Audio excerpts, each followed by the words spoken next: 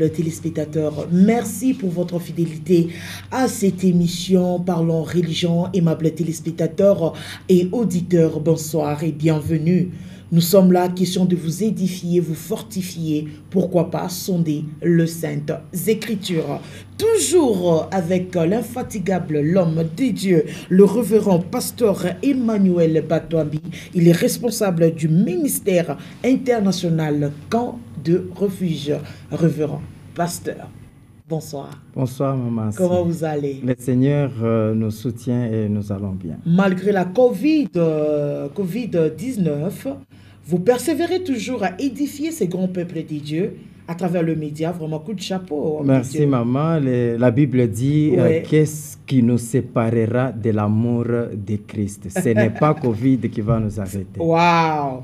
Alors, lorsqu'on vous regarde, on s'est dit l'homme aux bornes de l'année de grâce, ou si on peut encore exagérer, l'homme de l'année de grâce. Qu'est-ce qui monte en vous?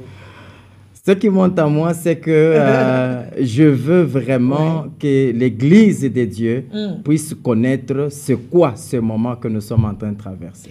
Alors, aujourd'hui, nous sommes à la troisième partie de votre intervention, parce que les deux autres parties, on a essayé un peu d'oublier parce qu'on a mis un retard sur l'émission. Alors, quelle a été vos interventions de l'autre fois? Donc, c'est-à-dire un petit rappel, Merci, merci beaucoup, Maman Assi. Merci. Si je peux rentrer dans ce que nous avons développé la fois passée, nous avons parlé des bornes de l'année de la grâce. Tout à fait. Et nous avons dit que l'année de la grâce, parce que j'ai reçu aussi des questions, apparemment, on ne comprend pas vraiment c'est quoi l'année de grâce. Mais oui, parce qu'il y a de ces gens qui ont eu à passer encore d'autres questions. Je profite parce que je vous laisse le temps d'expliquer. Ils ont dit l'année de grâce, à quelle durée? Quand est-ce que cette année commence et quand est-ce que cette année va prendre fin? Et l'année de grâce proprement dite, comment vous la définissez? Ababishiki et tout bien, mais et c'est un bel coup ma borne. Merci beaucoup, Maman Assi. Tout commence avec Ésaïe 61. C'est dans le livre d'Ésaïe 61 que la prophétie est donnée. Et quand on parle en Ésaïe, on développe deux choses. Les deux choses, c'est l'année de grâce ainsi que le jour de vengeance. Ça fait deux choses. L'année de grâce ainsi que le jour de vengeance. C'est pourquoi maintenant, quand Jésus vient, dans le livre de Luc, chapitre 4, le verset 18, il va parler de l'année de grâce, mais il ne parle pas du jour de vengeance. Pourquoi? Parce que la première venue de Jésus, c'était pour publier l'année de grâce. Très bien. Maintenant, le jour de vengeance, c'est à son deuxième retour. Quand Jésus reviendra, c'est alors qu'il y aura le jour de vengeance. Pourquoi? Parce que l'année de grâce concerne l'Église, mais le jour de vengeance concerne Israël. C'est pourquoi, Maman Assi, vous allez comprendre que pendant ce temps, Christ a deux images. Il est agneau, mais il est aussi lion. C'est pourquoi pendant l'année de grâce, Christ se comporte comme un agneau. C'est pourquoi les gens pêchent, il pardonne. Très bien. Mais quand ça sera le jour de vengeance, là il aura l'image du lion. Les lions ne pardonnent pas, les lions dévorent. Voilà, c'est pourquoi pendant ce temps ici, vous parlez de la durée. La durée, l'année de grâce, je l'ai dit la fois passée, elle commence à la croix, à la mort de Jésus, jusqu'à l'enlèvement. Tout ce temps ici que nous sommes en train de traverser, c'est juste une année. C'est même ça l'année de grâce. Ce n'est pas 2019, ce n'est pas 2020. L'année de grâce, nous ne savons pas combien de jours sont dans l'année de grâce, mais c'est juste une année. Voilà mais ça durait, c'est une année. Ça durait, c'est une année. Mais révérend pasteur Emmanuel. Une année. Donc, depuis... on commence au jour où Christ a été crucifié. Voilà. Jusqu'à ces jours. Non, pas jusqu'à ces jours. Jusqu'à ce qu'il va revenir. C'est juste une année seulement. C'est pourquoi, Maman Assi, pourquoi est-ce qu'il ne se venge pas maintenant? Pourquoi? Il ne se venge pas parce que en Deutéronome chapitre 24, le verset 5e, la Bible dit ceci. Lorsque un homme sera nouvellement marié, il n'ira pas dans l'armée.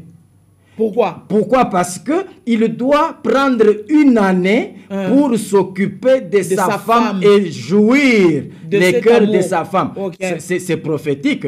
C'est pour dire que Christ est marié à l'église. Et comme Christ est marié à l'église, on doit vivre aussi cette année Christ de grâce. Ne doit pas aller dans la guerre. Mais Christ doit rester d'abord en train de prendre soin de son épouse. Et cette épouse, c'est l'église de Dieu. C'est pourquoi Christ... Et comment est-ce que Christ prend soin de cette épouse-là? Parce que lorsqu'on est marié, l'homme prend soin de moi. Alors comment est-ce que lui, en tant que père, en tant que mari, comment il peut prendre soin de l'église? Mais déjà, Matthieu 11, 28, la Bible dit, venez à moi, vous tous qui êtes fatigués et chargés, je vous donnerai du repos. Et vous savez aussi que lorsque Ève et Adam ont péché, il y a eu une loi. Tout à fait. Dieu parle à Adam, il lui dit, il parle à Ève plutôt, il lui dit, tes désirs porteront sur ton mari. Ça veut dire que pendant ce temps, nos désirs sont sur l'époux. Ça veut dire Jésus-Christ, nos besoins. C'est pourquoi il dit, ne vous inquiétez de rien. Mais en toute chose, faites connaître vos besoins à Dieu par des prières et des supplications. Et lorsque vous êtes en train de parler là, je pense à cette femme formidable dont il parlait avec l'eunuque. Et cette femme formidable, c'est la reine Esther. C'était quoi encore? Parce que nous voulons passer au produit. Nous avons défini la reine Esther comme étant l'église. Tout à fait. Parce que l'église, c'est l'épouse de Christ. Et comme l'église, c'est l'épouse de Christ, et que l'église a l'image de la reine Esther, ça veut dire que la reine Esther, qui est l'église, doit être préparée pour rencontrer, parce que nous sommes dans l'attente de quelqu'un. Pendant ce temps ici, nous sommes en train d'attendre notre époux. Et notre époux, c'est Jésus-Christ. Nous ne l'avons pas encore vu, mais nous avons entendu parler de lui. Le cœur brûle pour voir cet homme-là. Ça veut dire que pendant ce temps, les eunuques qui sont des serviteurs de Dieu doivent prendre soin de la reine Esther qui est l'église afin qu'elle soit prête pour la rencontre. Cette rencontre, maman, ici, c'est l'enlèvement. C'est l'enlèvement. Eunuque. Eunuque, bon, ça a absolument bien. Mais voilà pourquoi il y a trois produits. Nous avons dit, parmi les trois produits, nous avons l'huile de myrrhe, nous avons les aromates, nous avons les parfums. L'huile de myrrhe, c'était encore quoi? L'huile de myrrhe, nous avons dit que l'huile de myrrhe avait une spécialité. Et la spécialité de l'huile de myrrhe, c'était même parfois pour embaumer les corps.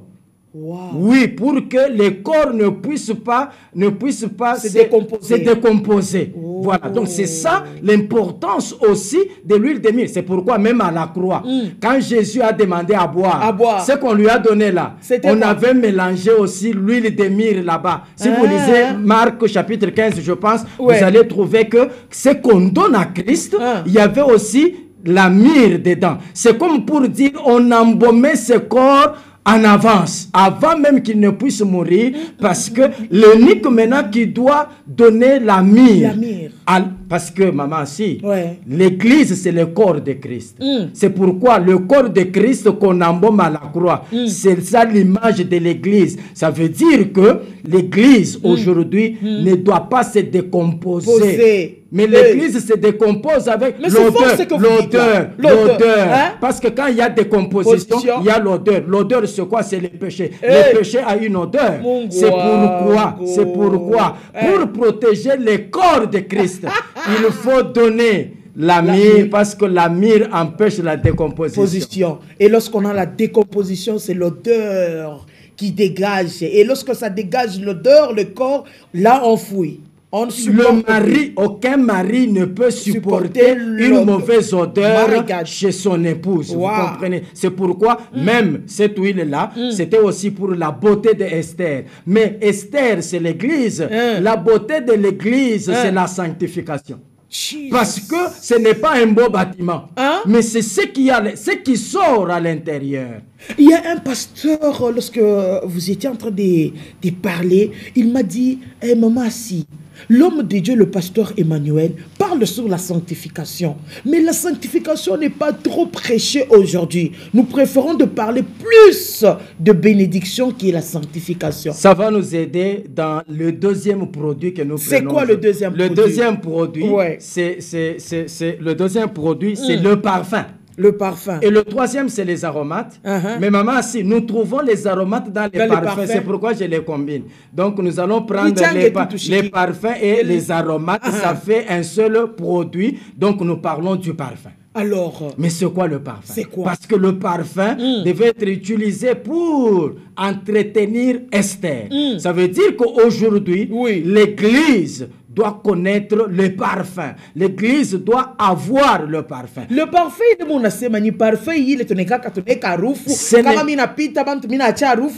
il s'agit de quel parfum et de quelle sorte?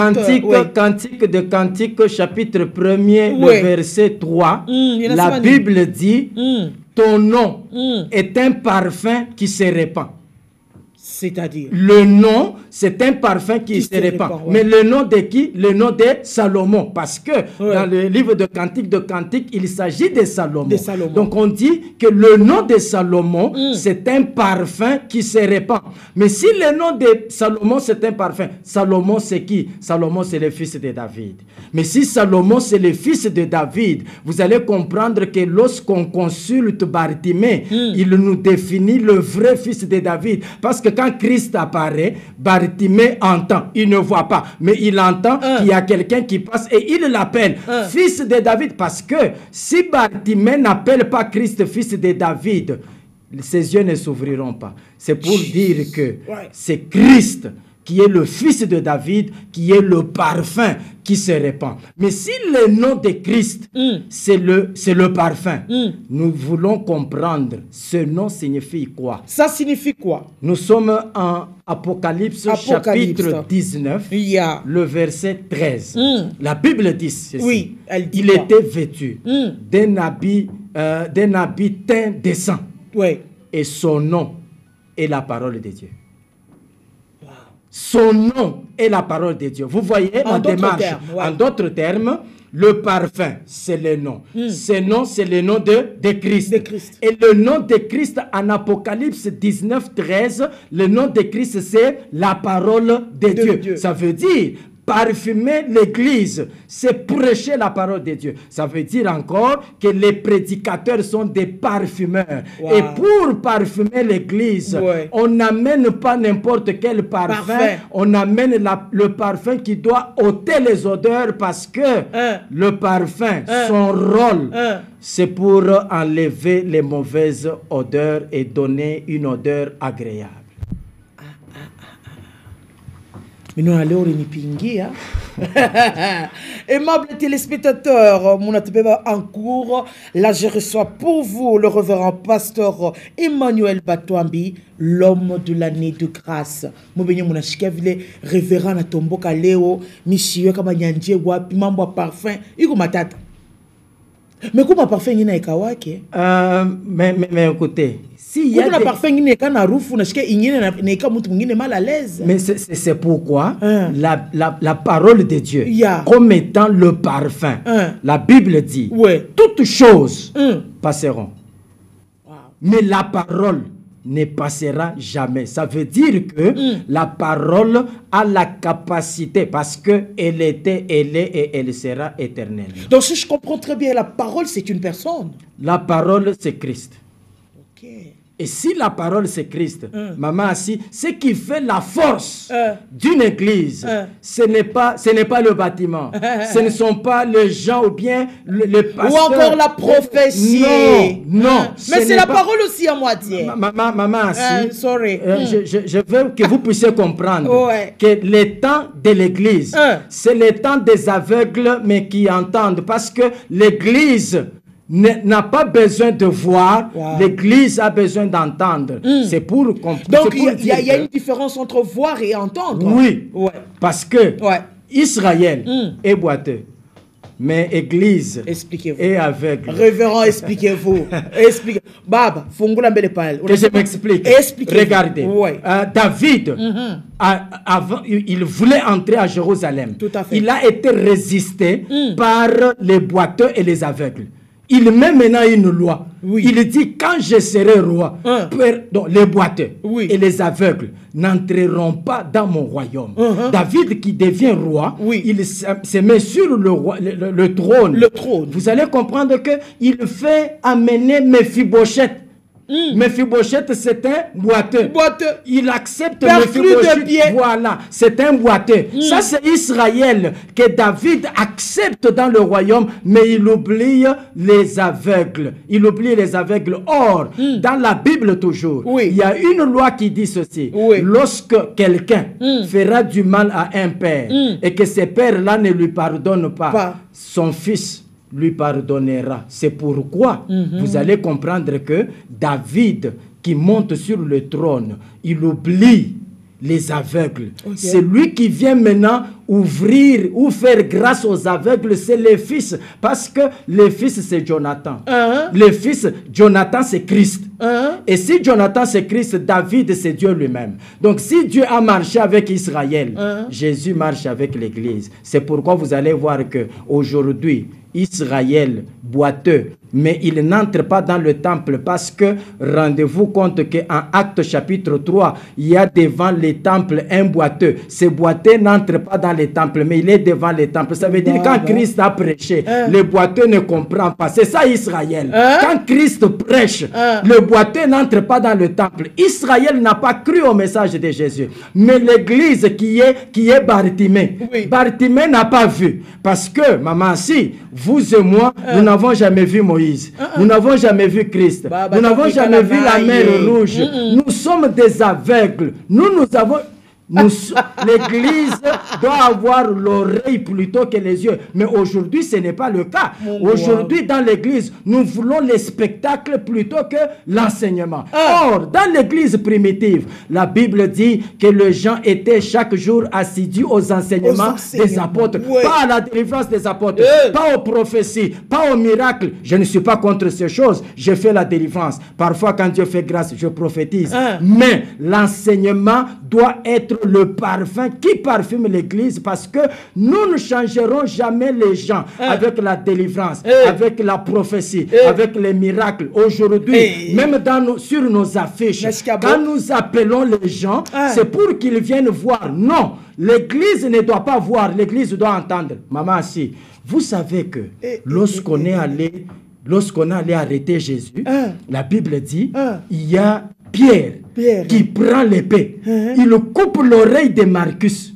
Marcus là, c'est l'image d'Israël.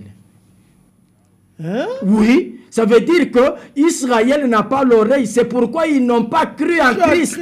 Parce que l'oreille de Marcus est tombée par terre. Mais c'est quoi la terre? Ésaïe 62, le verset 4. La terre, c'est une épouse. Cette épouse, c'est la reine Esther. Cette reine Esther, c'est l'église. Ça veut dire qu'aujourd'hui, l'oreille est à l'église. L'église n'a pas besoin des yeux. L'église a besoin de l'oreille. Maman, si, est-ce que je peux encore, dire quelque chose? Mais vous allez voir que lorsque les enfants d'Israël quittent Canaan, ils vont en Égypte, devant leur frère Joseph. Quand ils rencontrent Joseph, Joseph leur dit, vous êtes à combien? Ils disent, nous étions à 12. Maintenant, nous sommes à 10. Un est resté, l'autre est perdu. Celui qui est resté, c'est Benjamin. Maintenant, Joseph, comme c'est le frère direct de Benjamin, il dit, je vais bloquer l'un de vous. Le reste, vous allez amener celui qui est resté. C'est là que je vais libérer celui que je retiens. Vous savez, il met qui en prison? Il met Siméon. Pourquoi Siméon? Très bien. Pourquoi Siméon? Parce que Siméon, quand Léa a eu Siméon, Léa a dit, l'Éternel a entendu. Donc Siméon, c'est l'oreille. Siméon, c'est l'écoute. Comme Siméon, c'est l'oreille, Israël est rentré en Canaan sans l'oreille. L'oreille est restée en Égypte. Égypte, c'est les nations. Mais c'est nous qui sommes les nations. L'église des nations, c'est nous. Ça veut dire que Siméon est chez nous. Si Siméon est chez nous, c'est l'oreille. Ça veut dire que nous n'avons pas besoin de voir.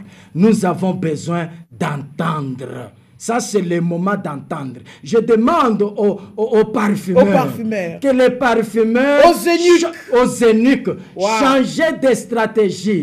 Nous ne gagnerons pas les gens avec les miracles. Nous ne gagnerons pas les gens avec la délivrance. C'est la parole qui change. C'est la parole qui change.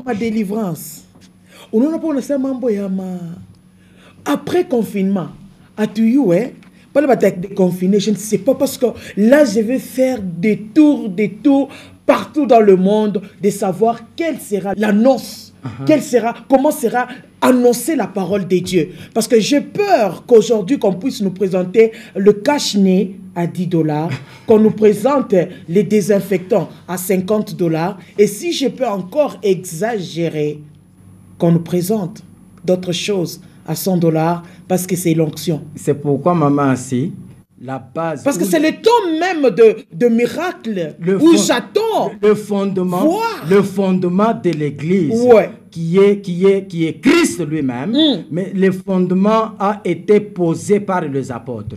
Mais quel apôtre a vendu les cache-nez? Quel apôtre a vendu en fait, c'est une proposition, parce qu'après le déconfinement... Je comprends, parce que nous vendons l'huile.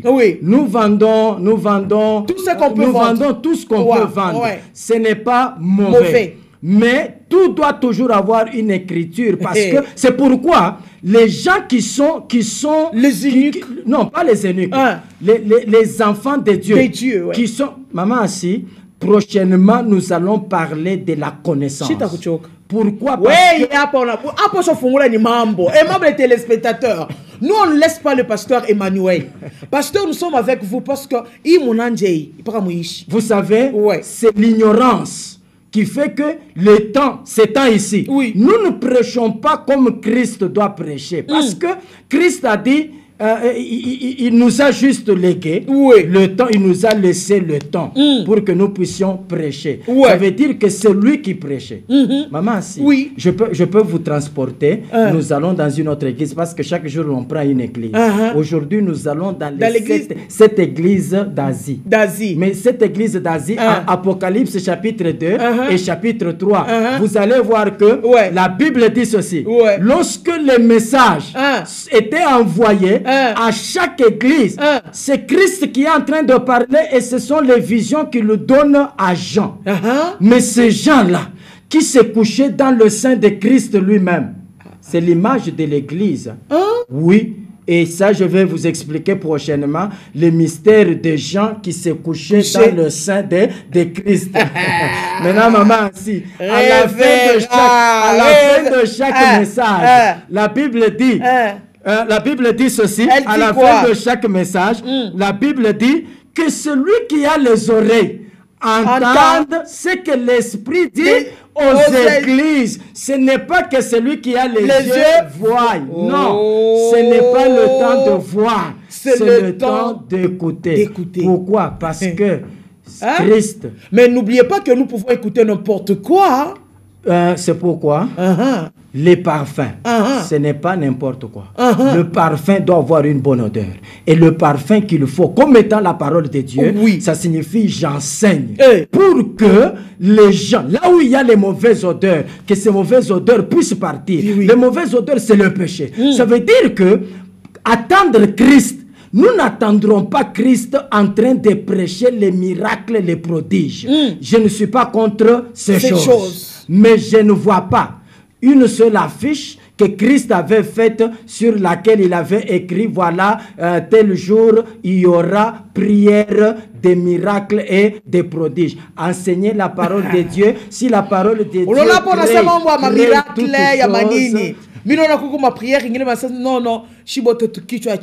mais c'est pourquoi aujourd'hui, les gens, même quand ils vont à l'église, dans la tête, on n'a pas besoin d'aller écouter la parole de Dieu. On a besoin d'aller voir. D'être prophétisé. Je veux que l'église sache que dans l'année de la grâce, cette année qui est en train d'aller de la mort de Jésus jusqu'à l'enlèvement. Quand Christ viendra, maman assis, il faut qu'il trouve. C'est pourquoi la Bible dit, quand Christ reviendra, est-ce qu'il trouvera la foi Ah, mais la foi vient comment? Mais pourquoi cette question? Parce que c'est lui-même qui est le maître, qui est l'époux. Mais il est le consommateur de la foi. De la foi. Oui. Ça veut dire pour que la foi vienne, il faut qu'on entende, parce que la foi vient de ce qu'on entend.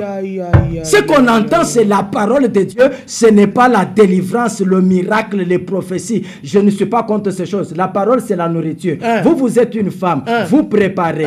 Quand vous préparez, vous mettez dans la casserole les épices seulement. Mais les épices viennent accompagner quoi? Parce que je ne peux pas prendre les épices, je mets dans la casserole, je commence à préparer.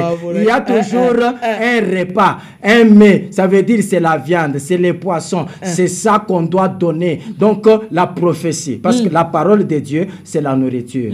La prophétie, la délivrance, les miracles, ce sont les épices. Accessoires. Oui, ce sont les épices. Mais la plus grande chose, c'est la parole de Dieu. Pourquoi? Parce que la parole de Dieu, c'est ça les noms de Christ selon Apocalypse chapitre 19, le verset 13e. Ah, révérend, maintenant toi tu es chez toi émission. Aimable les téléspectateurs.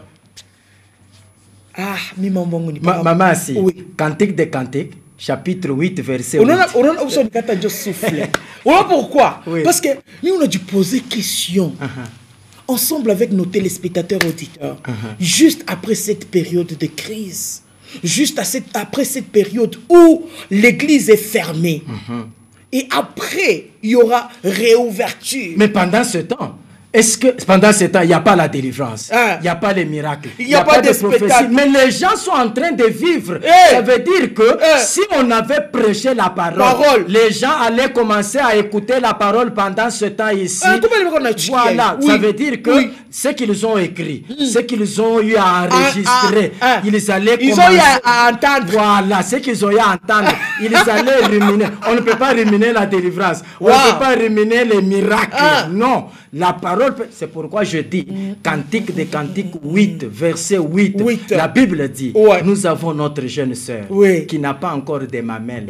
Mais qu'est-ce que nous ferons le jour qu'on viendra la chercher pour l'épouser? Pourquoi? Parce que les parfumeurs, les prédicateurs sont des femmes. Ils doivent avoir des mamelles. Parce qu'une église qui n'a pas de mamelles, comment vous allez grandir? En conclusion, qu'est-ce qu'on peut retenir? Retenons que pendant l'année de grâce, prêchons pour prendre le cœur de l'épouse et attacher au mari. Parce que maman Assi, la fois passée, je vous ai dit, Rebecca n'avait jamais vu Isaac. Mais Eliezer est en train de parler d'Isaac.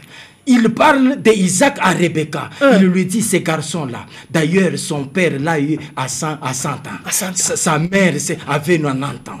Et puis, ce garçon-là, en tout cas, on a voulu même offrir un sacrifice. Il n'a pas résisté. Mais pendant que lui est en train de parler, Rebecca dit, mais c'est quelle sorte de personne? Il faut que je voie cet homme. Le cœur brûle. C'est ça le travail que nous devons faire. Mais lorsqu'il avait envie de voir la personne, c'est lorsqu'il a entendu. Parti. La Bible dit de loin, elle voit Isaac, elle descend sur le chameau, elle pose la question à Eliezer, qui est cet homme-là? Qui est cet homme-là? Pourquoi? Parce qu'elle avait déjà l'image d'Isaac sans avoir vu Isaac. Faisons tout pour que les enfants de Dieu aient l'image de Christ sans l'avoir vu. C'est notre oreille qui doit travailler. My God. Et bon, téléspectateurs, nous sommes arrivés à la fin de notre entretien avec l'homme de Dieu, le révérend pasteur Emmanuel Batouambi, responsable du ministère international Camp de Refuge. Révérend, le numéro de contact. 099 70 14 168. Donc 099 70 14 168. Et l'adresse de l'église? Nous sommes sur l'avenue Philaos au Bel-Air, Philaos au coin chaussée de Kasenga. Très bien. Au 222, juste la deuxième parcelle à droite dès qu'on entre sur l'avenue. Merci beaucoup. Aimables téléspectateurs auditeurs, c'est qui commence bien finit très bien. Une seule chose, ayons le temps d'écouter et voir aussi après. Révérend, merci. Merci, maman.